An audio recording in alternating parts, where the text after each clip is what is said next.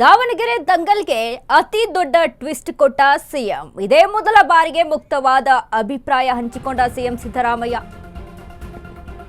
ದಾವಣಗೆರೆ ದಂಗಲ್ಗೆ ಅತಿ ದೊಡ್ಡ ಟ್ವಿಸ್ಟ್. ಇದೇ ಮೊದಲ ಬಾರಿಗೆ ಮುಕ್ತವಾದ ಅಭಿಪ್ರಾಯ ಹಂಚಿಕೊಂಡ ಸಿಎಂ. ಸಮರ್ಥಗೆ ಟಿಕೆಟ್ ಕೊಡುವ ಮುನ್ನ ಮುಸ್ಲಿಂ ನಾಯಕರ ಜೊತೆ ಚರ್ಚೆ. ಆಗ ಪಕ್ಷದ ನಿರ್ಧಾರವನ್ನ ಎಲ್ಲಾ ನಾಯಕರು ಒಪ್ಪಿಕೊಂಡಿದ್ರು. ಆಮೇಲೆ ಯಾಕೆ ಅವರು ವಿರೋಧ ಮಾಡಿದ್ರು ಎಂದ ಸಿಎಂ ಸಿದ್ದು. ಈ ಮೂಲಕ ಜಬ್ಬಾರ್ ನಸೀರ್ ಮೇಲಿನ ಕ್ರಮ ಸಮರ್ಥಿಸಿದ ಸಿಎಂ. ಸಚಿವ ಜಮೀರ್ ಅಹಮದ್ ಬಗ್ಗೆಯೂ ಸಿಎಂಗೆ ಇದೆಯಾ ಅಸಮಾಧಾನ? ಉಪಚುನಾವಣೆಯಲ್ಲಿ ಎರಡೂ ಕ್ಷೇತ್ರದಲ್ಲೂ ಕೂಡ ಗೆಲ್ತೀವಿ ಎಂದ ಸಿಎಂ. ದಾವಣಗೆರೆ ದಂಗಲ್ಗೆ ಅತಿ ದೊಡ್ಡ ಟ್ವಿಸ್ಟ್ ಕೊಟ್ಟ ಸಿಎಂ ಸಿದ್ದರಾಮಯ್ಯ. ಇದೇ ಮೊದಲ ಬಾರಿಗೆ ಮುಕ್ತವಾದ ಅಭಿಪ್ರಾಯವನ್ನ ಹಂಚಿಕೊಂಡಿದ್ದಾರೆ ಸಿಎಂ. ಸಮರ್ಥಗೆ ಟಿಕೆಟ್ ಕೊಡುವ ಮುನ್ನ ಮುಸ್ಲಿಂ ನಾಯಕರ ಜೊತೆ ಚರ್ಚೆ.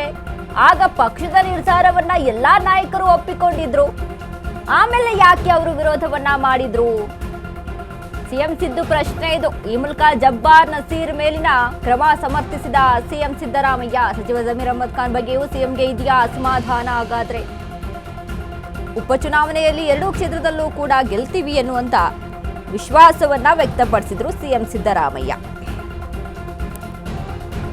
ಎಸ್, ಈಗಾಗಲೇ ದಾವಣಗೆರೆ ದಂಗಲ್ಗೆ ಅತಿ ದೊಡ್ಡ ಟ್ವಿಸ್ಟ್ ಸಿಕ್ಕಂತಾಗಿದೆ. ಇದುವರೆಗೂ ಸಿಎಂ ಸಿದ್ದರಾಮಯ್ಯ ತಮ್ಮ ಅಭಿಪ್ರಾಯಗಳನ್ನು ಹಂಚಿಕೊಂಡಿರಲಿಲ್ಲ. ಇದ್ರ ಬಗ್ಗೆ ಯಾವುದೇ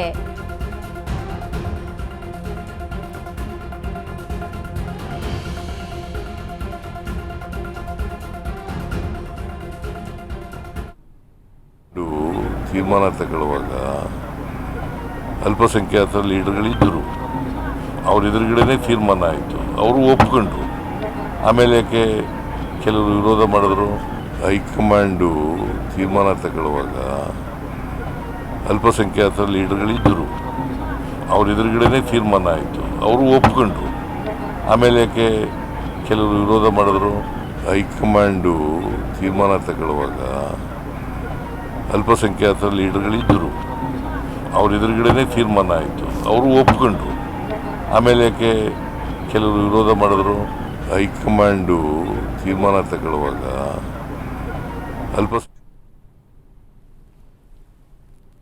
ಸಿಎಂ ಸಿದ್ದರಾಮಯ್ಯ ಅವರು ಮಾತಾಡ್ತಾರೆ. ದಾವಣಗೆರೆ ದಂಗಲ್ ಈಗ ಎಷ್ಟು ಮಟ್ಟಿಗೆ ತಾರಕಕ್ಕೇರಿದೆ ಅಂತ ಅಂದರೆ, ಬೈ ಎಲೆಕ್ಷನ್ ಮುಗಿದ್ರೂ ಸಹಿತ ಇದರ ಒಂದು ಏನು ಆಂತರಿಕ ಜಗಳಗಳು ಸಂಘರ್ಷಗಳಿತ್ತೋ ಅದಕ್ಕೆ ಕೊನೆ ಇಲ್ದಂತಾಗಿದೆ.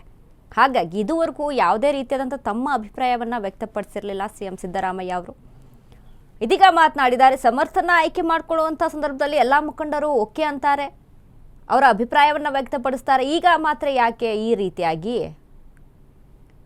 ಈಗ ಜಬ್ಬಾರ್ ರಾಜೀನಾಮೆ, ನಸೀರ್ ರಾಜೀನಾಮೆ ಸಹಿತ ಜಮೀರ್ ಅಹಮದ್ ಖಾನ್ ರಾಜೀನಾಮೆ ವಿಚಾರಕ್ಕೆ ಸಂಬಂಧಪಟ್ಟಂತನೂ ಕೂಡ ಅಸಮಾಧಾನವನ್ನ ವ್ಯಕ್ತಪಡಿಸಿದ್ದಾರೆ.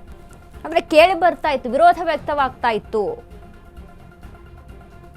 ಒಂದು ವಿಚಾರ ಇಲ್ಲಿ ಹೇಳಬೇಕು ಅಂದ್ರೆ KN ರಾಜಣ್ಣ ಒಂದು ಸ್ಟೇಟ್ಮೆಂಟ್ ಅನ್ನ ಕೊಡ್ತಾರೆ. ಸಿಎಂಗೆ ಅಸಹಾಯಕರಾಗಿದ್ದಾರೆ. ಸಿಎಂ ಯಾವುದೇ ರೀತಿಯಾದಂಥ ಸ್ಟೇಟ್ಮೆಂಟ್ಗಳನ್ನ ಕೊಡ್ತಾ ಇಲ್ಲ, ಮಾಟ ಮಂತ್ರ ಏನಾದರೂ ಆಗ್ಬಿಟ್ಟಿದೆಯೇನೋ ಅನ್ನುವಂಥ ಸ್ಟೇಟ್ಮೆಂಟು. ಅದು ಕೊಟ್ಟ ಮೇಲೆ ಇದೀಗ ಸಿಎಂ ಸಿದ್ದರಾಮಯ್ಯ ಅವರು ತಮ್ಮ ಅಭಿಪ್ರಾಯವನ್ನ ಇದೇ ಮೊದಲ ಬಾರಿಗೆ ಹಂಚಿಕೊಂಡಿರುವಂಥದ್ದು. ದಾವಣಗೆರೆ ವಿಚಾರಕ್ಕೆ ಸಂಬಂಧಪಟ್ಟಂತೆ ಸಚಿವ ಸಂಪುಟ ಸಭೆ ಆಗುತ್ತೆ.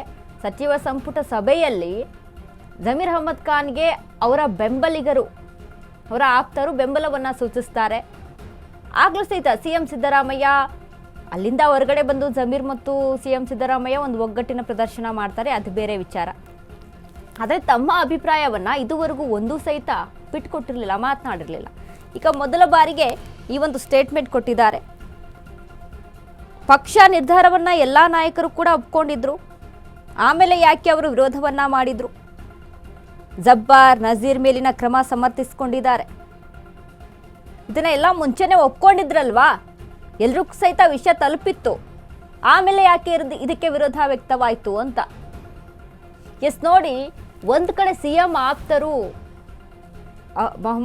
ಯಾರು ಜಬ್ಬಾರ್ ಆಗಿರ್ಬೋದು, ನಸೀರ್ ಆಗಿರ್ಬೋದು, ಸಿಎಂ ಆಪ್ತ ಬನದಲ್ಲಿ ಬರುವಂಥವ್ರು ಇವರಿಬ್ರು. ಅದರ ಜೊತೆಗೆ ಜಮೀರ್ ಅಹಮದ್ ಖಾನ್ ವಿಚಾರಕ್ಕೆ ಸಂಬಂಧಪಟ್ಟಂತೆ ದಾವಣಗೆರೆಯಲ್ಲಿ ವೈಯಕ್ತಿಕವಾಗಿ ಪಕ್ಷೇತರ ಒಂದು ಅಭ್ಯರ್ಥಿಗಳಿಗೆ ಸಪೋರ್ಟ್ ಮಾಡಿಬಿಟ್ಟಿದ್ದಾರೆ, ಹಣದ ವಿಚಾರಕ್ಕೆ ಸಂಬಂಧಪಟ್ಟಂತೆ SDPIಗೆ ಇವರು ಬೆಂಬಲವನ್ನು ಸೂಚಿಸಿಬಿಟ್ಟಿದ್ದಾರೆ ಅನ್ನುವಂಥ ಮಾತುಕತೆ ಇತ್ತು. ದಾವಣಗೆರೆಯಲ್ಲಿ ಆದಂಥ ಬೆಳವಣಿಗೆಗಳನ್ನು ಗಮನಿಸಿ ನೋಡಿದಾಗ ಇದೀಗ CM ಸಿದ್ದರಾಮಯ್ಯ ಅವರು ಮೊದಲ ಬಾರಿಗೆ ಒಂದು ಸ್ಟೇಟ್ಮೆಂಟನ್ನು ಕೊಟ್ಟಿದ್ದಾರೆ.